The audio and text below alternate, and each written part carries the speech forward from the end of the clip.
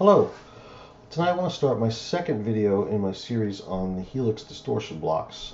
Second block in distortion is the Minotaur, and that's what we're going to cover tonight. Minotaur is a clone, and it's a mid-hump pedal, and we're going to take a look at the EQ curves to start out with.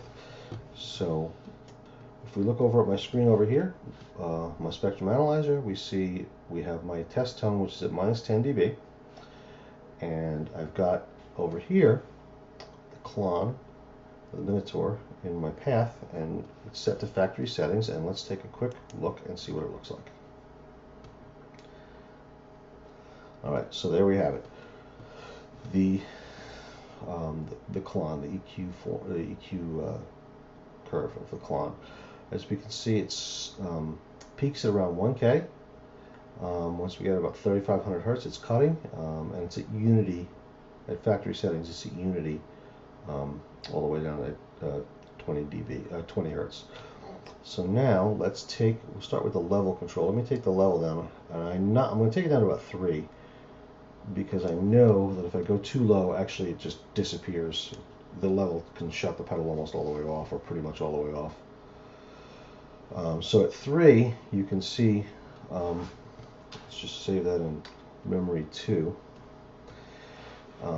We can see we really haven't changed the shape of the curve. We're at minus 30 dB now, same boost, same places it's cutting. What I'll do here is let me go back to factory super quick, and let me save that in memory 1 so we can compare all 3. And now let me take the last one I want to do is I want to dime the pedal and do a sweep there. And say that memory 3. Okay, so as we can see now, these are our 3 EQ curves. This is with on 3. This is with it on factory, which is like, I don't know, 5 or 6 or something. And this is with it dimed.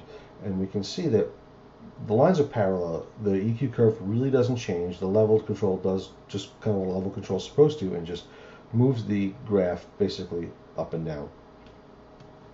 So let's go back to factory settings.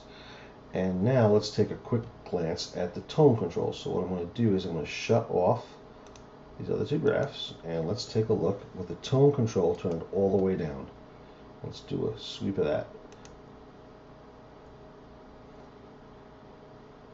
Perfect. Okay, so what we have here, this was the factory settings curve, and this is with the tone dimed all the way off, or not dimed, but turned all the way off. And as we can see now, it's back to unity at 1K. It boosts just a little bit, maybe 3 or 4 dB in here. And once we get back to 1K, it's at unity, and then it's cutting after that. This is more of a treble roll-off with it's in the set in this configuration. Now if I take the tone and I dime it,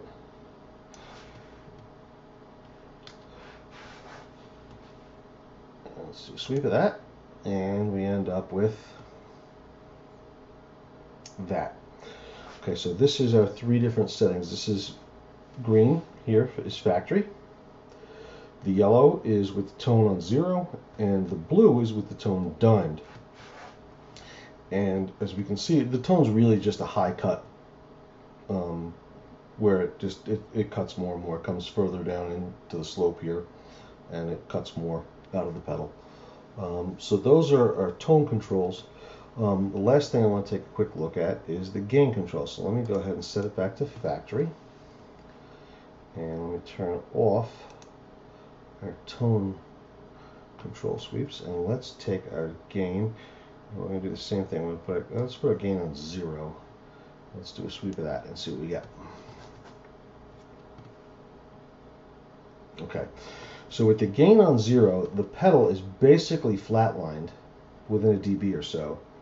And then it just has a very slight treble roll off. As we bring the gain up, I'm going to go to like 2.5 here. Let me set it to 2.5 and do a sweep of this.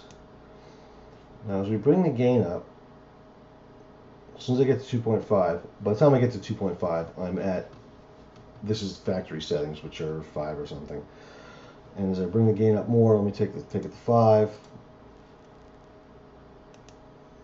As you can see, the gain, the overdrive circuit is what puts that hump in there. the way the gain staging in the pedal is voiced. And I'm bringing it up more. I'm about 3/4 of the way up now. Now you can see it's starting to get a little louder, but you can also see the lines are starting to get a little wavy in through here, and so it's definitely starting to run out of headroom and compress. It's maybe what, 2.5 or 3 dB louder. Let's bring it up a little bit more. Let's dime it actually. Let's see what we get when we dime it. And there. Okay, so now when it's dimed, you can see it brought up the bass more because it had the headroom in here to bring it up. It's compressing all the way through here. Once we get to 100 Hertz, it's definitely starting to compress and comes on down the line. So the pedal basically doesn't have it's out of headroom. As the lines get closer together, the pedal's running out of headroom. So you can see it had the headroom in here as we brought the gain up, and then it ran out of headroom up in through here, and then it opens up down here where it's cutting anyway. Start to get up there around 10K. It doesn't make much difference anyway. But so that is what the EQ characteristics of the Klon are. Okay, so now I want to take a quick look at the waveforms or the distortion characteristics of the Minotaur. I'm going to start with a sine wave at 100 Hertz. So what we have over here is we have my oscilloscope screen open, and I have a sine wave going out at 100 Hertz, and this is what we basically get.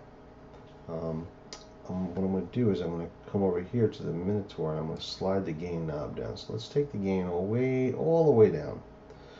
All right, so when the gain's on 0, when the other two controls are on factory settings, we have pretty much a perfect sine wave. Let me turn the pedal off, and other than the fact that the headroom changes, the pedal actually is cutting the tone a little bit. The waveform doesn't change, so we're totally clean with the gain all the way off. Let's bring the gain up, and let's see what happens to the waveform. It's getting taller. It's not really distorting much yet. I'm about 3.5 now. Now I'm about 5. Alright. I'm getting higher. I'm about 7.5. And alright, now we can start to see. Let me just adjust my oscilloscope a little bit.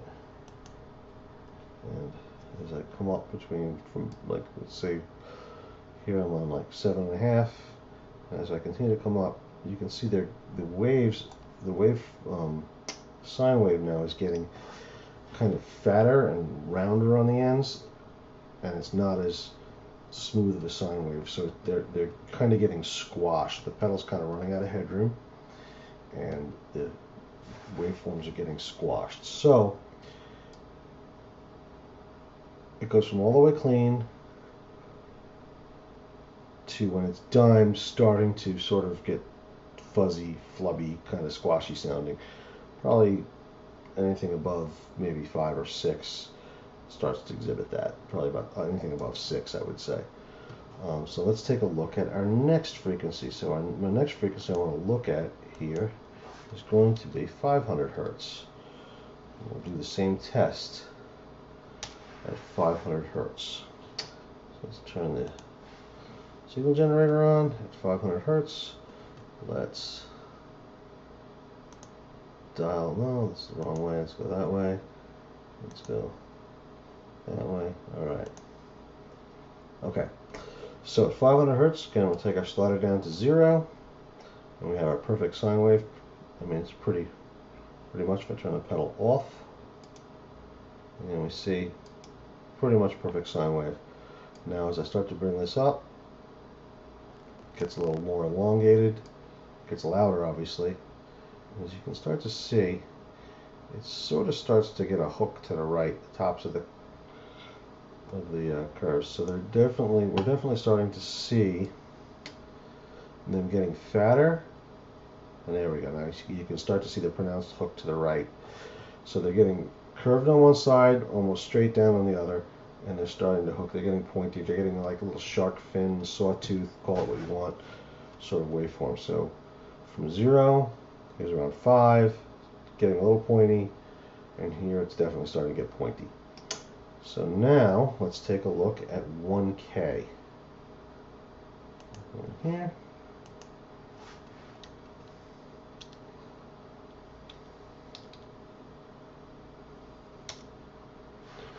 Okay, so we're at 1K. Let's turn the tone generator on. And there we go, again, pointy. Take my slider, I'm dimed right now. Let's go back to 0, start at 0. Turn the pedal off and on. And we're seeing we have a little boost here because that's kind of what the pedal does. It has that hump at 1K, right? So it gets a little bit louder, but the sine wave doesn't really change shape, so it's pretty much a sine wave. But as we start to bring the volume up, it gets louder and it gets pointier. And we're definitely not really a sine wave anymore. As we get really up here, it gets definitely pointy, and it starts to get a pronounced hook to the right. So it's definitely distorting. That's going to definitely, you're definitely going to hear that. That's going to sound, I'm not going to say fizzy, but it's going to have a little hair on it. And let's go to our last setting. Let's go 2000. So 2K.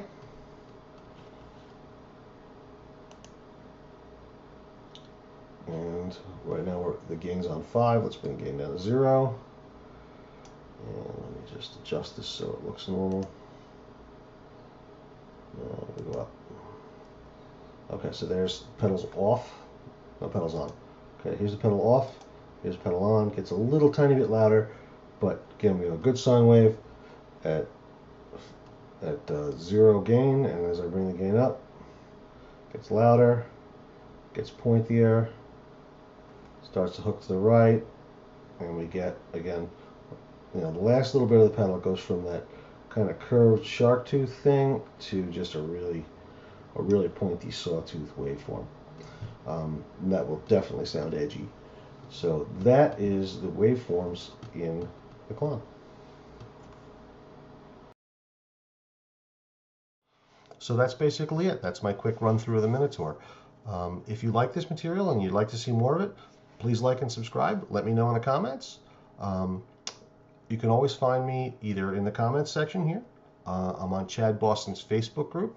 I'm also at the Friendly Gear Freaks website or on my blog, and I'll include the links to all of that down below. And that's basically it. Have a great day.